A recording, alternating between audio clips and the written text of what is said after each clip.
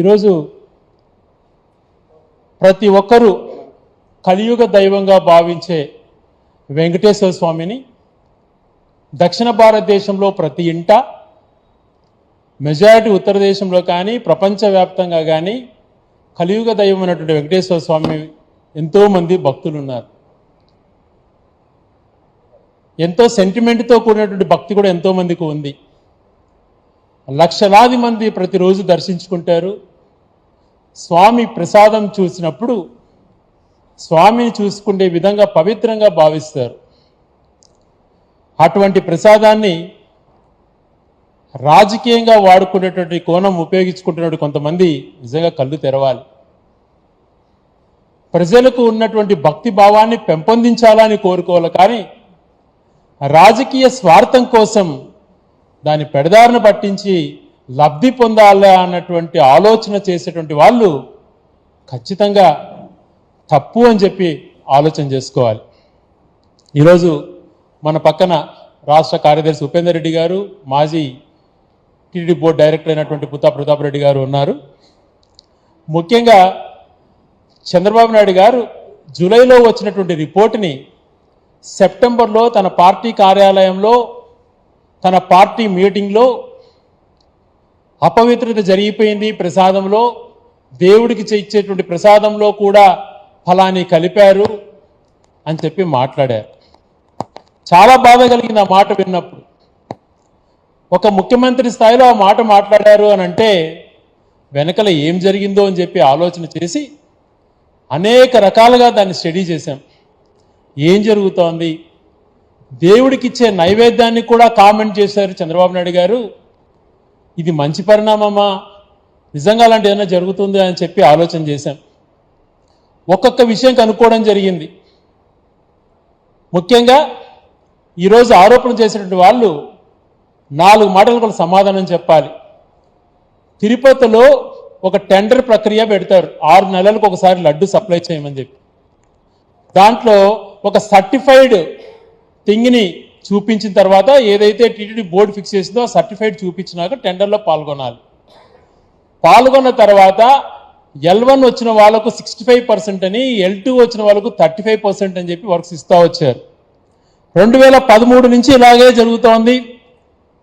తిరుపతికి సంబంధించి ప్రసాదం విషయంలో లడ్డును 376 రూపాయలకే ఎందుకు ఇచ్చారు, ఎలా కుదురుతుంది అని చెప్పి చంద్రబాబు నాయుడు గారు మాట్లాడడం ఆశ్చర్యం కలిగించింది.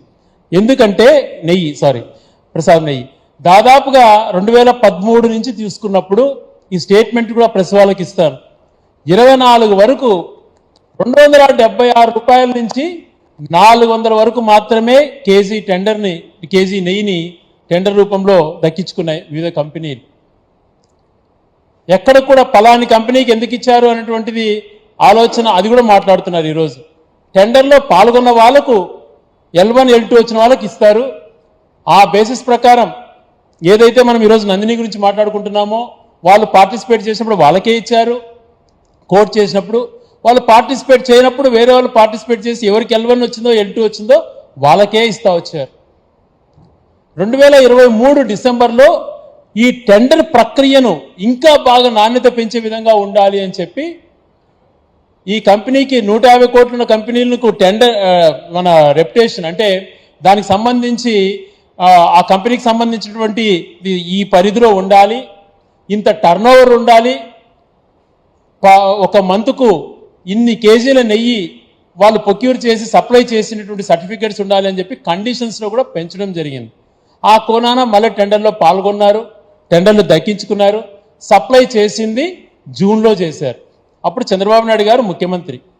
ఎవరైనా రాజకీయ కోణంలో ఆలోచన చేసే వాళ్ళు ఎప్పుడు ఏం మాట్లాడతారంటే అది జూన్లో సప్లై చేశారు, జూన్లోనే టెస్ట్కి పంపించారు, జూలైలో రిపోర్ట్ వచ్చింది. అప్పుడు గౌరవ ముఖ్యమంత్రిగా చంద్రబాబు నాయుడు గారు ఉన్నారు, ఆయనదే తప్పంతా అని చెప్పి ఒకటే మాట చెప్పేసి తప్పించుకోవాలి ఎవరన్నా రాజకీయ పార్టీ అయితే. కానీ అలా చేయలేదు. ఇది వెంకటేశ్వర స్వామికి సంబంధించింది. సెంటిమెంట్కి ప్రతి ఒక్కరు కూడా సెంటిమెంట్తో ఆలోచన చేస్తున్నటువంటిది. ప్రతి ఒక్కరికి కూడా దీనిపైన బాధ్యత ఉండాలి. తప్పు జరిగింటే ఎవరైనా కానీ శిక్షించే విధంగా ఉండాలి. ఇలాంటి అపవిత్రమైన మాటలు మాట్లాడినందుకు అది నిజమా కాదా అన్నట్టు ప్రజలను భయభ్రాంతులకు గురి చేయకూడదు. ఇవన్నీ క్లారిఫికేషన్ చేసుకోవాలి అన్నటువంటి ఆలోచన లేకుండా మాట్లాడేశారు. తన హాయంలో అంతకుముందు జరుగుతున్నటువంటి ప్రక్రియలో భాగంగా కూడా నెయ్యి అన్నటువంటిది ట్యాంకర్లో వచ్చినటువంటి నెయ్యిని మూడు శాంపుల్స్ తీసుకొని టెస్టులు చేస్తారు. అడల్ట్రేషన్ ఫైండ్ అయినా దాంట్లో కల్తీ ఉందని తెలిసినా ఆ ట్యాంకర్లు ఎన్నికి పంపిస్తారు. 14-19 మధ్యన అదే జరిగింది, 19-24 మధ్యన అదే జరిగింది, ఇంకా ఎక్కువగా కూడా ఎన్నికి పంపించారు జగన్మోహన్ రెడ్డి గారు ముఖ్యమంత్రిగా ఉన్నటువంటి సమయంలో. మరి అలా అన్నీ తెలుసుకోకుండా మరి ఇలాంటప్పుడు ఈరోజు అదేదో కొండపైన జరిగిపోయింది, నెయ్యిలో కల్తీ జరిగిపోయింది, పలాని మిక్స్ అయిపోయినాయి, అనిమల్ ఫ్యాట్ ఏదో మిక్స్ అయిపోయింది అని చెప్పి ఆరోపణ చేసి చంద్రబాబు నాయుడు గారు మరి నిజంగా ఏ ట్యాంకర్ వచ్చినా అక్కడ టెస్ట్ చేస్తారు కదా, టెస్ట్ చేసినప్పుడు ఆ రిపోర్ట్ వచ్చినప్పుడు అది ఎనికి పంపించామని అంటున్నారు, నువ్వేమో అది వాడేశారు అని నువ్వు మాట్లాడుతున్నావు. ఏది నిజమో చెప్పాల్సిన బాధ్యత నీ పైన ఉంది కదా. ఒకవేళ వాడింటే ఆ బాధ్యత నీదే కదా. టెస్ట్ రిపోర్ట్ తీసుకొని కూడా ఆ టెస్టులు పాస్ కాకుండా కూడా అది పైకి పంపించాలంటే తప్పు నీదే అవుతుంది కదా. దానికి సమాధానం చెప్పగలుగుతావా? దానికి బాధ్యత వహించాలి కదా. అవన్నీ ఆలోచన చేయకుండా బురదజల్లేటువంటి కార్యక్రమంలోనే దిగటము అన్నటువంటిది సమంజసం కాదు. చాలామంది కనిపిస్తుంటుంది మరి ప్రకృతిగా తయారు చేసిన నెయ్యిని వాడచ్చు కదా, ఈ 350-400 నెయ్యి ఏంటి అని చెప్పి కొంతమంది మాట్లాడుతున్నారు. 1 కేజీ నెయ్యి తయారు చేయాలంటే ఒక బెలోనా మెథడ్ అంటారు. అంటే పవిత్రమైనటువంటి నెయ్యిని మనము డైరెక్ట్గా చేయాలనంటే 40 లీటర్ల పాలకు 1 కిలో నెయ్యి మాత్రమే చేయగలుగుతారు. అది ఎలా అంటే ఆ 40 లీటర్ల పాలని మనము ఒక ఇత్తడి గిన్నెలో పెట్టి కట్టెలతో మంట మండించి పాలు వేడి చేసిన తర్వాత ఆ పాలు పొంగిన తర్వాత దాంట్లో చీమర కలిపి పెరుగు తయారు చేసి పెరుగుపైనటువంటి మీగడను పెరుగును చిలికి ఆ వచ్చేటువంటి వెన్నతో చేసేటువంటి నెయ్యిని ఈరోజు దీనికి వాడుతున్నాం. మనము స్వామివారికి సంబంధించి నైవేద్యాలకు వాడుతున్నాం. ప్రతిరోజు 30 లీటర్ల నెయ్యిని ఈ నైవేద్యాలకు వాడతారు, ప్రతి ప్రసాదానికి కూడా. తెలుసుకోకుండా మాట్లాడితే ఎలా చంద్రబాబు నాయుడు గారు? దీనికి కూడా ఒక డోనార్ రాజస్థాన్ నుంచి పంపిస్తాడు. పర్ డే ₹1,00,000 పైన అవుతుంది. ఈ పవిత్రమైనటువంటి నెయ్యి నైవేద్యానికి వాడాలి అన్నటువంటిది. ఈ 40 లీటర్ల పాలకు 1 లీటర్ నెయ్యి వచ్చేటప్పుడు మజ్జిగ అయిన తర్వాత దానికి వాల్యూ ఉండదు. కనీసం 2,500 నుంచి 3,000 రూపాయలు అవుతుంది ఈ టైప్ నెయ్యి వాడాలనంటే. అది 50 కేజీలో 100 కేజీలో అంటే ఏదో కష్టపడచ్చు, కానీ ఒక్క రోజుకి దాదాపుగా 50 టన్నుల నెయ్యి కావాల్సినప్పుడు ఈ పద్ధతి చేయలేరు. రెండో పద్ధతి ఉన్నది, కలెక్ట్ చేసినటువంటి మిల్క్ని దాన్ని ఫ్యాట్ తీసేసి టోన్డ్ మిల్క్గా ఆ పాలు కూడా అమ్ముకుంటే దాంట్లో ఆ పాల రేటు అతనికి వస్తుంది. మిగిలిన ప్రాసెస్కి అయ్యేటువంటిది 300-400 రూపాయలతో నెయ్యి తయారయ్యేటువంటిది ఈరోజు పెడుతున్నాం.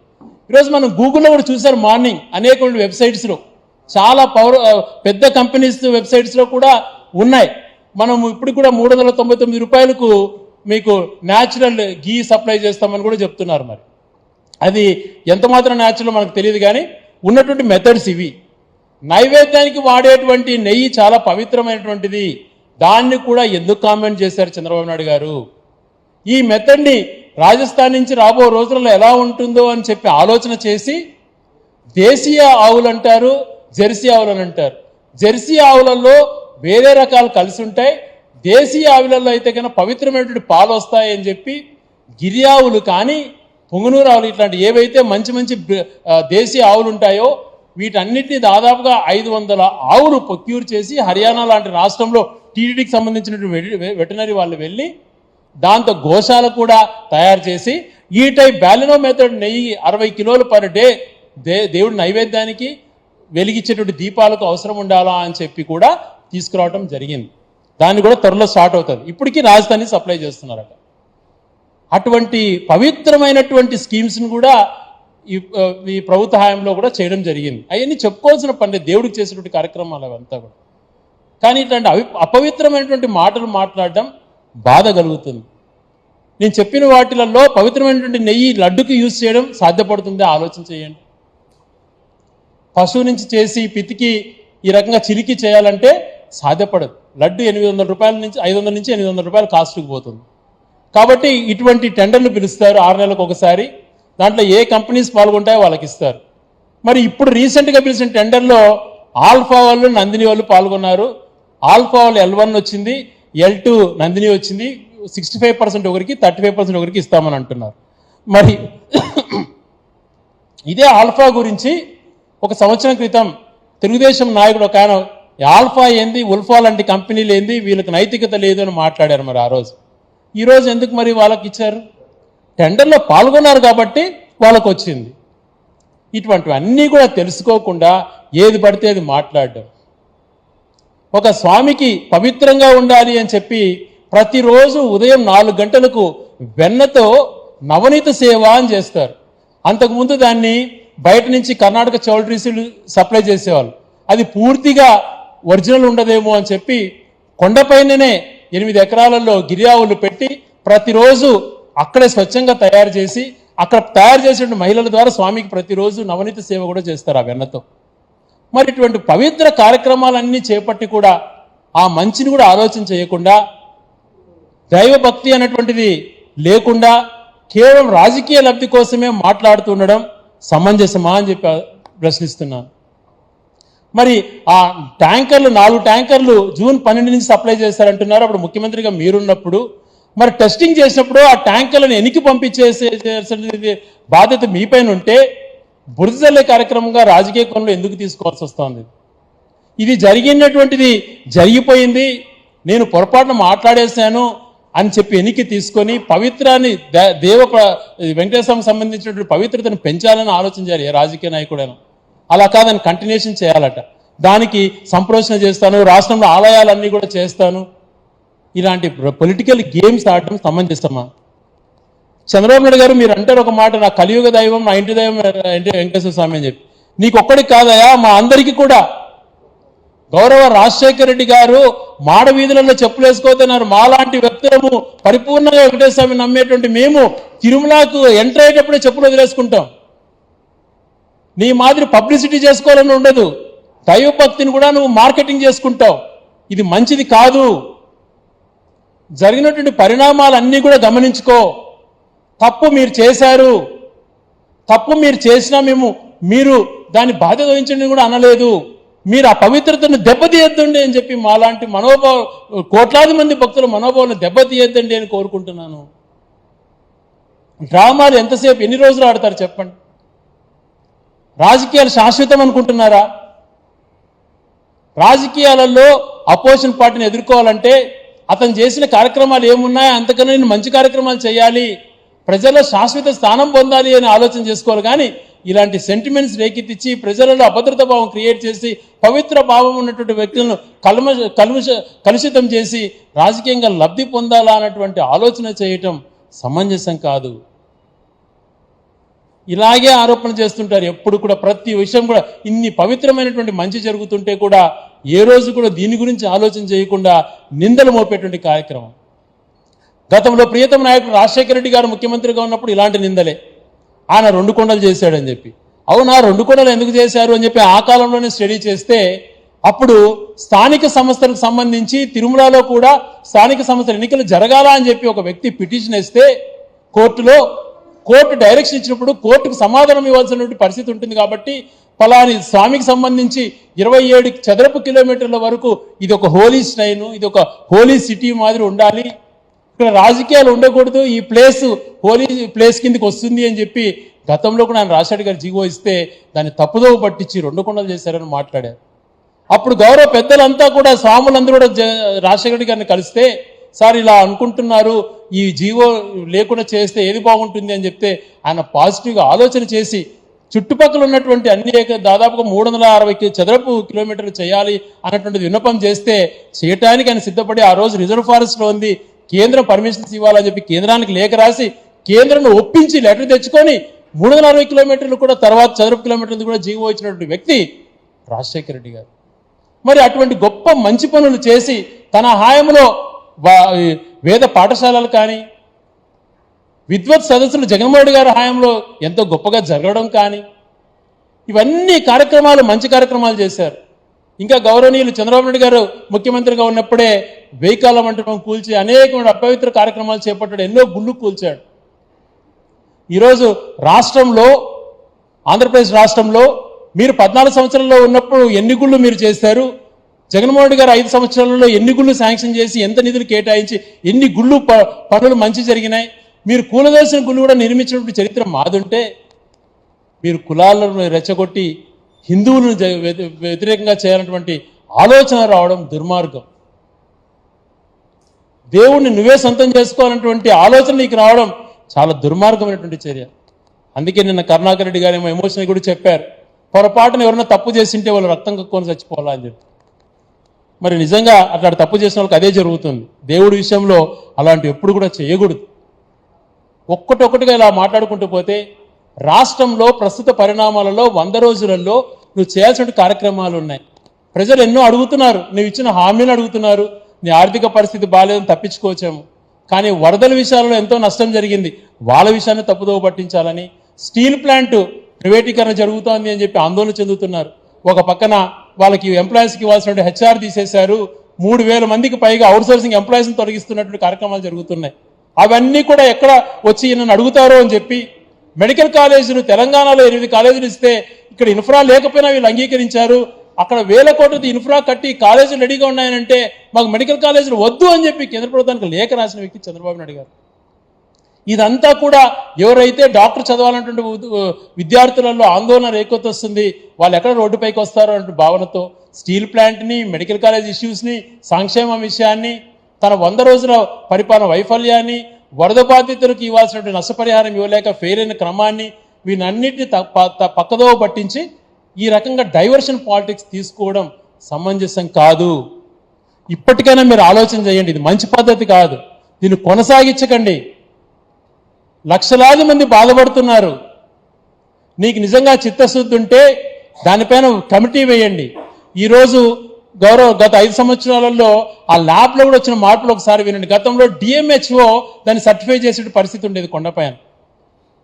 అది సరైనటువంటి రీతిలో జరుగుతుందో లేదో అని చెప్పి ఒక రిటైర్డ్ సైంటిస్ట్ని అక్కడ పెట్టారు. 12 మంది ఎంప్లాయీస్ని పెట్టడమే కాకుండా ల్యాబ్ని వేసి ఆధునీకరించడమే కాకుండా 2020లో దాదాపుగా 3.5 కోటి, 2022లో అనుకుంటాను 3.5 కోటి ఏదైతే ఇప్పుడు అడల్ట్రేషన్ అనేది అయిన తర్వాత దాంట్లో మిగిలిన డీటెయిల్ రిపోర్ట్ ఇచ్చేటువంటి మెషినరీ కూడా ఆర్డర్ ఇవ్వడం జరిగింది. అక్కడే పూర్తి స్థాయిలో ఎక్విప్మెంట్ ఉండాలా అని చెప్పి ఆలోచన కూడా చేసినటువంటి విధానం ఉంది. ఇటువంటివన్నీ గమనించుకోకుండా నింద వేయడమే నా అజెండా అనేటువంటి రీతిలో వ్యవహరించడం సరైనటువంటిదే అని చెప్పి ఆలోచన చేయమంటున్నాను. ఏ ఒక్కరూ తప్పు చేసినా ప్రశ్నించాలి, ముఖ్యంగా సెంటిమెంట్ విషయాలలో. తప్పు చేస్తే ఎంక్వైరీ చేసి శిక్షించే విధంగా ఉండాలి. కానీ ఆ సెంటిమెంట్ని రాజకీయంగా ఉపయోగించుకొని రాజకీయంగా లబ్ధి పొందాలా అనే ఆలోచన చేయటం సమంజసం కాదు అని చెప్తున్నాను. ఈరోజు నేను వైఎస్ఆర్ కాంగ్రెస్ పార్టీ మనిషిని కావచ్చు, కానీ వైఎస్ఆర్ కాంగ్రెస్ పార్టీని భుజాన్ని వేసుకొని మాట్లాడాలన్నటువంటి దానిపైన రాలేదు. ఈ విషయం పైన ఈ ఇష్యూ జరుగుతున్నటువంటి పరిణామం మంచిది కాదు. నీకన్నా గొప్పగా ఆలోచన చేస్తాం. ఈరోజు టీటీడీ 3,000 కోట్ల పైగా బడ్జెట్గా ఉంది. దాదాపుగా 1000 మంది ఉద్యోగస్తులు ఒక సంవత్సరానికి 1000 కోట్ల పైగా పెన్షన్స్ రూపేణా, జీతాల రూపేణా చెల్లిస్తారు. కొన్ని లక్షల మంది దైవ సన్నిధిలో బతుకుతున్నారు, డైరెక్ట్గా ఇండైరెక్ట్గా. ఎంతో మంది భక్తి శ్రద్ధలతో అక్కడికి వచ్చేటువంటి పరిస్థితి ఉంది. అటువంటి మహా ఆలయాన్ని కూడా నీ రాజకీయానికి బలి చేయొద్దు అని చెప్పి కోరుకుంటున్నాం. ఎవరికైనా కూడా చిత్తశుద్ధి ఉండాలి. చిత్తశుద్ధి లోపించినప్పుడు రాజకీయంగా ప్రజలకు మేలు చేయనప్పుడు ఇటువంటి ఆలోచనలు వస్తాయి. ఇటువంటి ఆలోచన దుర్మార్గానికి ఒడిగట్టే పరిస్థితి వస్తుంది. ఇటువంటి పరిస్థితులకు ఒడిగట్టినందుకు నువ్వు రాష్ట్ర ప్రజలకు క్షమాపణ చెప్పాలి. రాబో రోజులలో ఇంకా కఠినంగా వ్యవహరించాలి. ఒక నెయ్యే కాదు, మిగిలిన ఇంగ్రీడియంట్స్ ఏవైతే ఉన్నాయో అవన్నీ కూడా నాణ్యంగా ఉన్నాయా లేదా అని చెప్పి పరీక్ష చేసుకోవాలి. ఎక్కడికి కూడా ప్రజల యొక్క సెంటిమెంట్ని అనుగుణంగా ప్రభుత్వాలు పనిచేయాలి. ప్రజలపైన ఉన్నటువంటి సెంటిమెంట్ని గమనించుకొని దాన్ని రోడ్డుకి ఈడ్చకుండా దాన్ని కాపాడుకోవాల్సిన బాధ్యత ఉంది. రేపటి తరాలకు కూడా మనం మంచి చేయాలి. రాజకీయంగా వాడుకొని ఈరోజు శాంతి పూజలను ఇంకొకటో బురద చల్లేటువంటి కార్యక్రమాలు చేయాలన్నటువంటి ఆలోచన రావడం సమంజసం కాదు. ఇప్పటికీ మీరు ఒక మాట చెప్పారు, ఈవో ఒక మాట చెప్పారు. ఈవో చెప్పిన తర్వాత మళ్ళీ మీరు మాట్లాడతారు, మీరు మాట్లాడిన మాట మళ్ళీ ఈవో ఇంకో రకంగా చెప్తారు. మరి ఏంటివో ఈ కన్ఫ్యూజన్స్ ఎందుకు మీరు దీన్ని ఇంతగా తాపాత్రయపడి రాజకీయం చేయాలనుకుంటున్నారు? గతంలో విన్నాం ఈవో గారు మంచి తన ఎడ్యుకేషన్ బ్యాక్గ్రౌండ్ గురించి కానీ తను వచ్చిన విధానం గురించి కానీ ఆయన కూడా ఆలోచన చేయాలి. నేను లోకేష్ గారు మాట్లాడుతూ ఒక మాట చెప్పారు, ఇది ముఖ్యమంత్రికి ఏం సంబంధం ఉంటుంది, నియమించి ఈవో చూసుకుంటాడు అని చెప్పి. మేము ఆ మాటని ఈ రోజుతే ఎవరు కూడా మాట్లాడాల్సిన అవసరం ఉండిండదు. ఎందుకు మేమందరం తాపత్రపడుతున్నాం వాస్తవాలు తెలియచేయాలని చెప్పి? నీపైన నెపం నెట్టాలి. మరి నువ్వే కదా ఈవో నియమించావు, నువ్వు ఈవో చేసుకున్నారు, అది జూన్లో వచ్చింది, జూలైలో టెస్ట్ చేసుకున్నారు, మీరున్న హయాంలోనే ట్యాంకర్లు వచ్చినాయి, పంపించినారు, ఎన్నికి పంపించినారు లేదని కూడా చెప్పలేని పరిస్థితిలో మీరున్నారు, తప్పు మీది అని మేము ఎదురుదాడి చేయొచ్చు. కానీ ఒక పవిత్రమైనటువంటి అంశం కాబట్టి మాకు బాధ్యత తీసుకోవాలి, దీంట్లో అందరూ బాధ్యతగా వ్యవహరించాలి, వచ్చినటువంటి ఆరోపణలను ఏది కరెక్టా కాదనేది తెలుసుకోవాలి అనేటువంటిది ఆలోచన చేయాలి. ఈరోజు కామన్ సెన్స్తో ఆలోచన చేయండి. విఘ్నులు ఉన్నారు, ఎంతోమంది మేధస్తులు ఉన్నారు, ఎంతోమంది పండితులు ఉన్నారు, స్వాములు ఉన్నారు, వాళ్ళంతా కూడా ఆందోళన చెందుతున్నారు. ఏ తప్పు జరగలేదు అక్కడ. ఒకవేళ జరిగినంటే ఏఆర్ ఫుడ్స్ వాళ్ళ నెయ్యిని వెనక్కి పంపించకుండా అక్కడ ఆ రోజు జూన్లో వీళ్ళు జూలైలో కక్కుర్తిపడి ఆ ట్యాంకర్లను అలో చేసినంటే అది కూడా బయట పెట్టాలి. ఏదైనా జరిగి ఉంటుందేమో కానీ, లేకపోతే ఎటువంటి పరిస్థితులు ఏ ఒక్కరు తప్పు చేయరు. నేను అనేక మంది సైంటిస్టులు కూడా కనుక్కున్నాను. సైంటిస్ట్ చెప్పే ప్రకారం అడల్ట్రేషన్ ఉన్నదే అని చెప్తారు, కానీ వీళ్ళు చెప్పినట్టుగా ఆ బీఫ్ ఫిష్ ఆయిల్ ఉంది అనేటువంటిది మాటలను అంత ఈజీగా నిర్ధారించలేము, సస్పెక్ట్ మాత్రమే అనేటువంటి మాట మాట్లాడుతున్నారు. ఇవన్నీ వాళ్ళందరి ద్వారా మాట్లాడించకుండా రోజుకొకరితో మాట్లాడించి బురదజల్లే కార్యక్రమం స్వయాన ముఖ్యమంత్రి గారే తీసుకోవడం సమంజసం కాదని తెలియజేసుకుంటూ, ఇంకనైనా జరిగినటువంటి పరిణామాలకు ఫుల్ స్టాప్ పెట్టి నువ్వు మంచి అధికారితో, ఎందుకంటే గతంలో ముఖ్యమంత్రిగా ఉన్నప్పుడు సిబిఐ వాళ్ళు వస్తానంటే వాళ్ళ ఆంధ్రప్రదేశ్ అడుగు పెడితే వాళ్ళ తాట తీస్తా, సిబిఐని తరిమి కొడతానని మాట్లాడే వాళ్ళపై నమ్మకం లేదమ్మా. మరి ఈరోజు నువ్వే స్వయంగా సిట్ అని నియమించుకున్నావు. సిట్ కన్నా ఇంకా ఎవరైనా నిజాయితీ పరులు, దైవభక్తి కలిగినటువంటి వాళ్ళతో వెంకటేశ్వర స్వామి ముందర తడిబట్టలతో స్నానం చేసి ఎంక్వైరీ ఫైల్ తీసుకునేటువంటి మంచి వ్యక్తులతో రియల్గా ఎంక్వైరీ చేయించి వాస్తవాలను వక్రీకరించకుండా, స్వార్థాలకు పోకుండా, ఇగోకు పోకుండా జరిగింది ఏంది అన్నటువంటిది ప్రజల ముందుకు పెట్టాలా అని కోరుకుంటూ, రాబో రోజుల్లో ఇటువంటి పరిస్థితులకు ఎటువంటి ఆస్కారం ఇవ్వకుండా ఉండాలని చెప్పి తెలియజేసుకుంటూ, ఆ వెంకటేశ్వర స్వామి కలియుగ దైవం అయినటువంటి వెంకటేశ్వర స్వామి పైన ఉన్నటువంటి నమ్మకాన్ని ఒమ్ము చేయాలన్నటువంటి ఆలోచన మీకు రాకుండా ఆ పవిత్రతను కాపాడుకొని రాబో రోజులలో, ఎందుకంటే 3,000 కోట్ల బడ్జెట్లో శాలరీసే కాకుండా అనేక మెడికల్ కాలేజెస్ను కానీ, తర్వాత అనేకమైన ఎడ్యుకేషన్ ఇన్స్టిట్యూషన్స్ కానీ, దేవాలయాల అభివృద్ధి కానీ, ఈరోజు తెలంగాణలో కానీ, ఆంధ్రప్రదేశ్లో కానీ, ఢిల్లీలో కానీ, మహారాష్ట్రలో కానీ, కాశ్మీర్లో కానీ, ఎక్కడ కూడా దేశం అంతా కూడా నిర్మిస్తున్నటువంటి ఆలయాలకు సంబంధించి ఎంతో పవిత్రత ఉంది. కాబట్టి దీన్ని కాపాడుకోవాల్సినటువంటి ప్రతి ఒక్కరి, హిందూస్ అనే కాదు, ఈ భారతదేశంలో పుట్టినటువంటి ప్రతి ఒక్కరికి కూడా ఆ బాధ్యత ఉండాలని చెప్పి కోరుకుంటూ, రాజకీయ కోణంలో ఆలోచన చెయ్యొద్దు అని హితవు పలుకుతూ, మంచి ఆలోచన రావాలా, జరిగేటువంటి కార్యక్రమాలు ఈ 100 రోజులలో ఫెయిల్ అయినటువంటి ఐడెంటిఫై చేసుకొని మళ్ళీ అయిన సరిదిద్దుకొని ప్రజలకు మంచి చేసే విధంగా పరిపాలన కొనసాగించాలని చెప్పి తెలియజేసుకుంటున్నాను.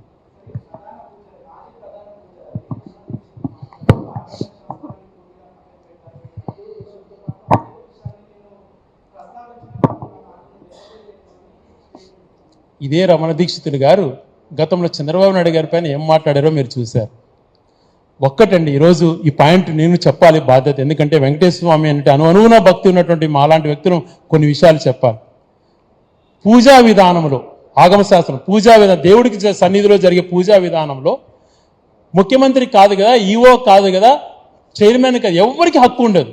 అది పూర్తి స్థాయిలో జియంగర్ల యొక్క ఆలోచన మేరకు పూర్తి స్థాయిలో వాళ్ళే చేసేటువంటి ప్రతి అనునిత్యం కూడా అక్కడ జరిగే ప్రతి సెకండ్ ఇది కూడా వాళ్ళ ఇది ప్రకారమే జరుగుతుంది. అదొక్కటి నాకు కూడా సంతోషం అనిపించింది. లేకపోతే ఎవరు పొలిటికల్ ఇన్ఫ్లుయెన్స్ ఉంటే వాళ్ళు రకరకాలుగా చేసుకుంటారు. ఎక్కడ కూడా అటువంటి జరిగేటువంటి ఆస్కారం తిరుమలలో లేదమ్మా.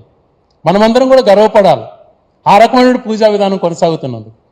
జరిగే పవిత్ర ఆలయంలో జరిగేటువంటి ప్రతి పూజా కార్యక్రమం కూడా జియంగల ద్వారా జరిగేటువంటిది. రమణ దీక్షితులు గారిని గౌరవిస్తాను. ఆయన కూడా అనేక సందర్భాల్లో వెంకటేశ్వర స్వామి గురించి గొప్పగా చెప్పినటువంటి వ్యక్తే. కానీ ఆయన రాజకీయ అబ్జర్వేషన్లో నేను అదే కోరుతున్నా, ఒక రమణ దీక్షితులు గారినే కాదు, స్వాములు ఎవరైతే దీనిపైన ఎమోషన్గా అయిపోయి చంద్రబాబు నాయుడు గారు చెప్పిందే నిజం అనుకుని మాట్లాడే ప్రతి ఒక్కరికి కూడా గౌరవప్రదంగా విన్నమించుకుంటున్నా. వాస్తవాలు తెలుసుకుందాం. ఎక్కడైతే చిన్న ఎవరైనా కూడా, ఎంత రాక్షసుడైనా కూడా దేవుడికి పంపించే నెయ్యిలో ఆదాయం పెంచుకోవాలనంటే ఏదైనా వెజిటేబుల్ కల్తీ ఏదైనా చేస్తాడేమో, అది కూడా చేయకూడదు. అలా కాకుండా పశువుది, ఎందుకంటే దీనికన్నా ఎక్కువ రేటు ఫిష్ ఆయిల్ కానీ ఇంకొకటి కానీ కలిపి అపవిత్రం చేయాలంటువంటి దుర్మార్గపు ఆలోచన టెర్రరిస్టులు కూడా రాదు అన్నటువంటిది నా భావన. ఇది మాట్లాడే ముందు జాగ్రత్తగా మాట్లాడాలి.